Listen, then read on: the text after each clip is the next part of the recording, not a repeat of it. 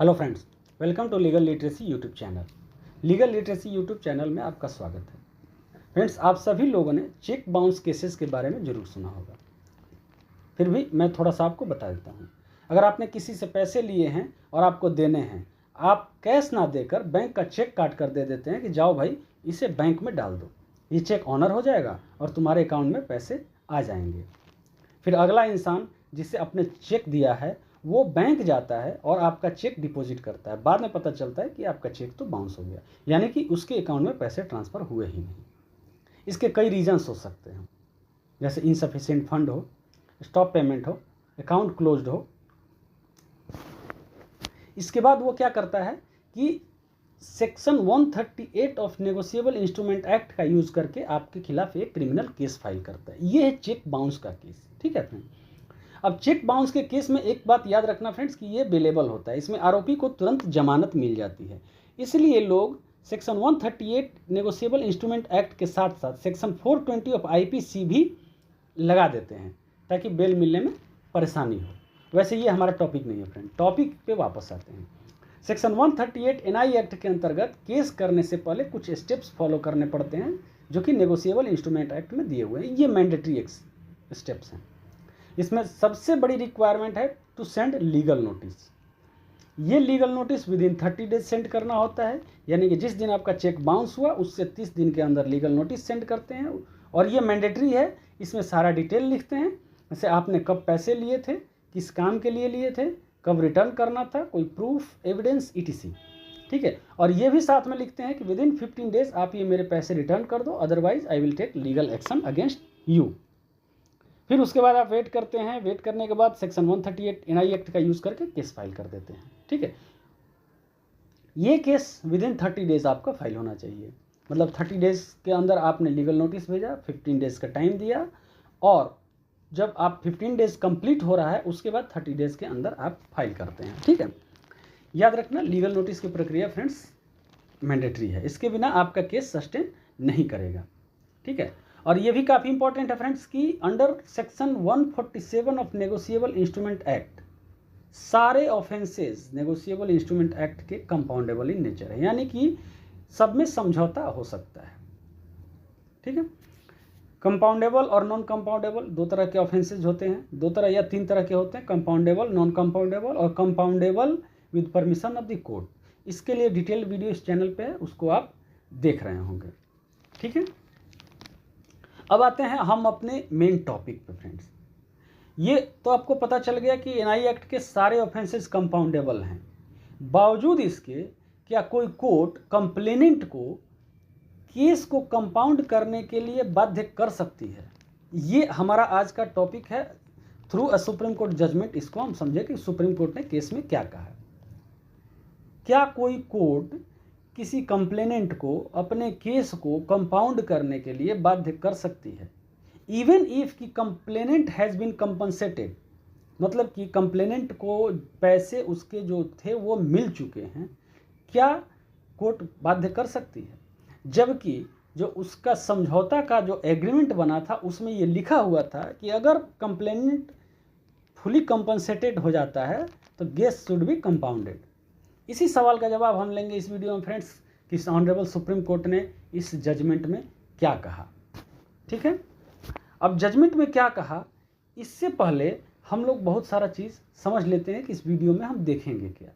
Main तो हमारा topic ये हो गया, लेकिन उसके पहले कुछ भूमिका होता है। जैसे आप घर बनाते हैं तो घर में डायरेक्ट छत पे नहीं जाते हैं, पहले उसके पिलर्स होते हैं। ठीक है, तो इसमें सबसे पहले हम जानेंगे name of the case, bench of justices, fact of the case, और कोर्ट ने क्या डिसाइड किया, ऑनरेबल हाई कोर्ट ने क्या डिसाइड किया, और सुप्रीम कोर्ट का क्या डिसीजन था फ्रेंड्स। ठीक है, और सुप्रीम कोर्ट के कुछ और रिलेटेड जजमेंट्स के बारे में भी जानेंगे इस वीडियो में, शॉर्ट में जानेंगे। चेक बाउंस से रिलेटेड कुछ और छोटे मोटे, मतलब छोटे मोटे नहीं, चेक बाउंस से रिलेटेड कुछ और जजमेंट्स जो कि शॉर्ट में जानेंगे। Everything we will get to know friends, so stay tuned. ठीक है friends, we will move forward, but before that we should know कि ये वीडियो किनको देखनी चाहिए, किन के लिए ये बेनिफिशियल है।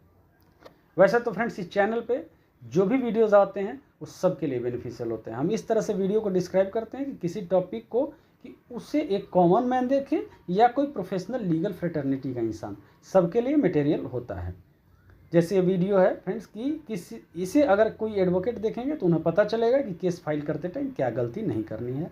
लॉ स्टूडेंट्स देखेंगे तो नेगोशिएबल इंस्ट्रूमेंट एक्ट के बारे में, साथ ही साथ लेटेस्ट जजमेंट के बारे में जानकारी मिलेगी उनको। और अगर आम इंसान भी देख रहा है तो उसे ये जानकारी मिलेगी कि अगर उसके साथ ऐसा होता है तो उस सिचुएशन को वो कैसे हैंडल करे। ठीक है, लेकिन फिर भी हम बता देते हैं ये वीडियो किन के लिए मोस्ट इंपॉर्टेंट है।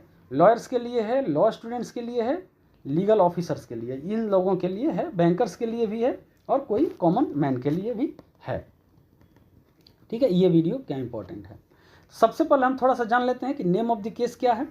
नेम ऑफ द केस है Raj Reddy Kallem versus the state of Haryana and another, और इसमें जजेस थे फ्रेंड्स जस्टिस एस बोपन्ना और जस्टिस सुधांशु धूलिया। ठीक है, आगे आते हैं फ्रेंड्स, केस का थोड़ा सा फैक्ट जानते हैं। फैक्ट क्या है केस का? फैक्ट क्या है कि एक एक्यूज्ड को सेक्शन 138 एनआई एक्ट में कन्विक्ट किया जाता है और कन्विक्शन ऑर्डर को चैलेंज किया जाता है सेशन कोर्ट के अगेंस्ट, सेशन कोर्ट में। ठीक है, जहाँ की दोनों पार्टीज सेटलमेंट का ट्राई करती है और केस को लोक अदालत में भेज दिया जाता है।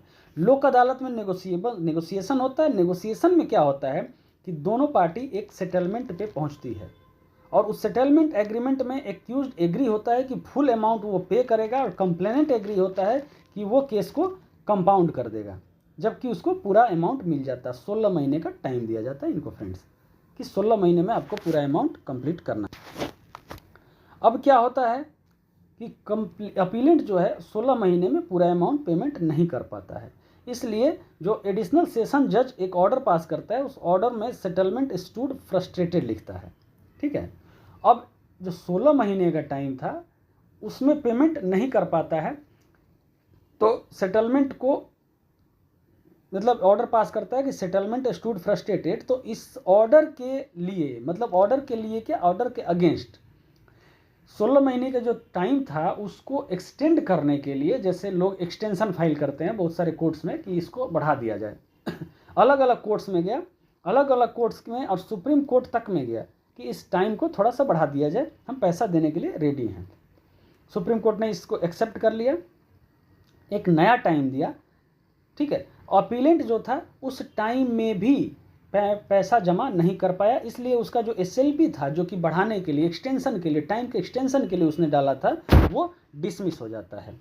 ठीक है, अब इसके बाद क्या होता है फ्रेंड्स कि लैप्स ऑफ टाइम के बाद जब वो भी टाइम बीत जाता है तो अपीलेंट पहुंच जाता है ट्रायल कोर्ट और डिमांड ड्राफ्ट देता है और 10 लाख रुपए का एक्स्ट्रा डिमांड ड्राफ्ट देता है जो कि उसको एज एन इंटरेस्ट वगैरह, ठीक है, कंप्लेनेंट को पे करने के लिए लिखे।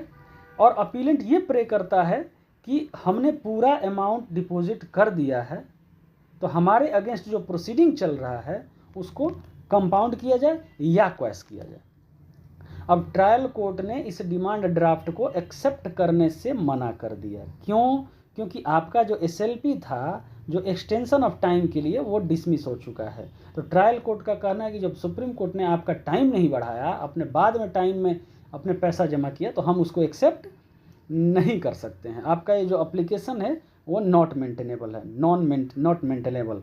ठीक है, अब आते हैं इस ऑर्डर को, जैसे नॉट मेंटेनेबल है जो सेशन कोर्ट ने कहा, ट्रायल कोर्ट ने कहा, ट्रायल कोर्ट के इस ऑर्डर को सेक्शन 482 सीआरपीसी में हाई कोर्ट में क्वैशिंग के लिए अपीलेंट डाल दिया। ठीक है, क्वैशिंग के लिए हाई कोर्ट ने क्वैशिंग को डिसमिस कर दिया।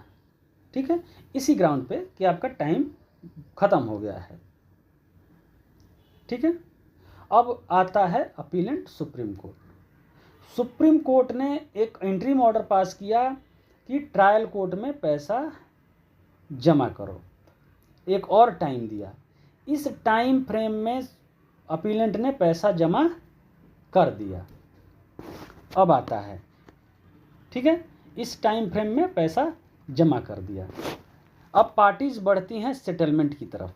ठीक है, अब पार्टीज बढ़ती हैं सेटलमेंट की तरफ। Finally the complainant refused to settle the matter by saying that कि पेमेंट करने में देर हुई। पेमेंट ले लिया कंप्लेनेंट, और लेने के बाद सेटलमेंट करने से मना कर दिया कि पेमेंट करने में आपने देर कर दी है। And now he is not binding with the term of the agreement. जो पहले एग्रीमेंट हुआ था, ठीक है, कि 16 महीने के अंदर आप पैसा देंगे तो केस मैं कंपाउंड कर लूँगा, ठीक है, केस वापस ले लूँगा।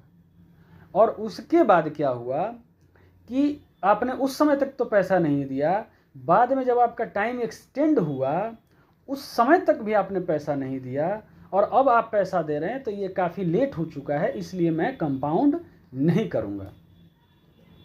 और अपीलेंट ने कहा कि मैंने तो पूरे पैसे दे दिए, अब सेटलमेंट क्यों नहीं होगा। यहाँ तक कि हमने 10 लाख रुपए एक्स्ट्रा भी दे दिए इंटरेस्ट के रूप में। अब देखना फ्रेंड्स, यहाँ आपको क्या लगता है, कंप्लेनेंट का एक्ट सही है या गलत है, ये आप कमेंट में बताना हमें। हमारी राय जहाँ तक है फ्रेंड्स कि कंप्लेनेंट ने गलत किया, क्योंकि अगर उसे देर होने की वजह से कंप्रोमाइज़ नहीं करना था मैटर को, तो देर से हुए पेमेंट को भी एक्सेप्ट नहीं करना था। दूसरी बात कि लास्टली सुप्रीम कोर्ट ने पेमेंट का डेट बढ़ाया, उसके बाद इसने पेमेंट किया, तो पेमेंट तो विद इन टाइम कहा जाएगा। हाँ, एग्रीमेंट में जो टाइम दिया गया था उसको उसके टाइम फ्रेम में नहीं हुआ, लेकिन सुप्रीम कोर्ट ने जो टाइम दिया था उस टाइम फ्रेम में हुआ। और दूसरी तरफ अपीलेंट ने भी पेमेंट देने की बात तब एक्सेप्ट की जब उसका कन्विक्शन हो गया। अब आप लोग कमेंट में अपनी राय दीजिए कि यहाँ क्या हो। फ्रेंड्स, जैसा कि मैंने पहले बताया है कि under section 147 NI act all the offences punishable under the negotiable instrument act is compoundable. लेकिन सुप्रीम कोर्ट ने कहा कि कंपाउंडेबल तो है, लेकिन जिस तरह से सेक्शन 320 ऑफ CRPC में मैनर दिया है कंपाउंड करने वाला, कंपाउंडेबल वाली बात है, उस तरह से NI एक्ट में नहीं दिया है, ठीक है। CRPC 320 ऑफ CRPC में कंपाउंडिंग का मैनर दिया है, किस तरह से कौन कौन से केसेस कैसे कंपाउंड हो सकते हैं, लेकिन 147 NI एक्ट में नहीं दिया है। इसी गैप को फिल करने के लिए ऑनरेबल सुप्रीम कोर्ट ने एक केस में दामोदर S प्रभु वर्सेस सैयद बाबालाल, ठीक है, इस केस में सुप्रीम कोर्ट ने एक गाइडलाइंस इशू किया था under article 142 of the constitution of India कि सेक्शन 138 NI एक्ट के केसेस को कंपाउंड कैसे किया जाएगा, इनके केसेस को किस तरह से कंपाउंड किया जाएगा। अगर इस जजमेंट पे फ्रेंड्स आपको डिटेल्ड वीडियो चाहिए तो आप कमेंट करें। कुछ लोग अगर कमेंट करेंगे तो हम इस पे वीडियो अपलोड करेंगे, लीगल लिटरेसी की टीम इस पे वीडियो अपलोड करेगी, क्योंकि हमारा मकसद है फ्रेंड्स कि आम लोगों में भी लीगल लिटरेसी बढ़े, आम लोग भी लॉ को समझें ताकि उनको कोई बेवकूफ़ ना बना सके। इसी केस में फ्रेंड्स कि सुप्रीम कोर्ट ने importance of compounding and legislation के इंटेक्ट के बारे में भी डिस्कस किया कि क्यों इसे क्रिमिनल ऑफेंस बनाया गया। इसमें डिस्कस किया गया importance of compounding, intent of legislation, ठीक है। फिर सुप्रीम कोर्ट ने ये भी डिस्कस किया कि कंपाउंडिंग एंड क्वैशिंग दोनों केस में फ़र्क है, ठीक है। इसमें सुप्रीम कोर्ट ने कंपाउंडिंग और क्वैशिंग को डिस्टिंग्विश किया था एक केस में, JK इंडस्ट्रीज लिमिटेड के केस में, ठीक है। डिस्टिंग्विश क्या किया था, सुप्रीम कोर्ट का कहना था कि quashing of the case is different from compounding. In quashing the court applied it, but in compounding it is primarily based on consent of the injured party, ठीक है। क्वैशिंग में क्या होता है, क्वैशिंग में रद्द किया जाता है, कंपाउंडिंग का मतलब समझौता है। कंपाउंडिंग में समझौता तभी होता है कि जो एग्रीव्ड पार्टी है वो मान जाए। क्वैशिंग है कि कोर्ट अपने मर्जी से केस को क्वैश कर दे, रद्द कर दे। दोनों को इक्वेट नहीं किया जा सकता है। इक्वेट नहीं किया जा सकता, इसलिए सुप्रीम कोर्ट ने कहा कि हम किसी को बाध्य नहीं कर सकते कि वो केस को कंपाउंड कर ले, ठीक है, समझौता कर ले, ये उसकी मर्जी है, समझौता करे कि ना करे।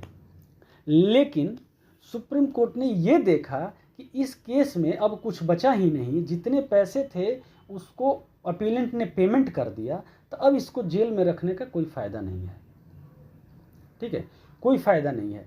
तो फाइनली सुप्रीम कोर्ट ने क्या किया कि इस अपील को अलाउ किया और केस को क्वेश कर दिया by using its power under article 142 of the constitution of India. High court कहाँ यूज़ करता है अपना पावर, अंडर सेक्शन 482 CRPC। और सुप्रीम कोर्ट कहाँ यूज़ करता है अपना power? Under article 142 of the constitution of India. Finally case को क्वैश कर दिया, ठीक है, केस को कंपाउंड नहीं कराया लेकिन केस को क्वैश कर दिया। उम्मीद है फ्रेंड्स ये जजमेंट आपके काम का हो और आपको इससे फ़ायदा भी हुआ हो। अगर जजमेंट अच्छा लगा हो और लगा कि हम इसका यूज़ कर सकते हैं कहीं, और इस तरह के जजमेंट को और भी देखना और सुनना अगर आपको पसंद है तो इस चैनल को सब्सक्राइब करें। ऐसे वीडियोज़ हम रेगुलर इंटरवल पर लाते रहते हैं। वीडियोज़ को लाइक करें, शेयर करें और हमें और हमारी टीम को हिम्मत दें। Thank you so much. God bless us all.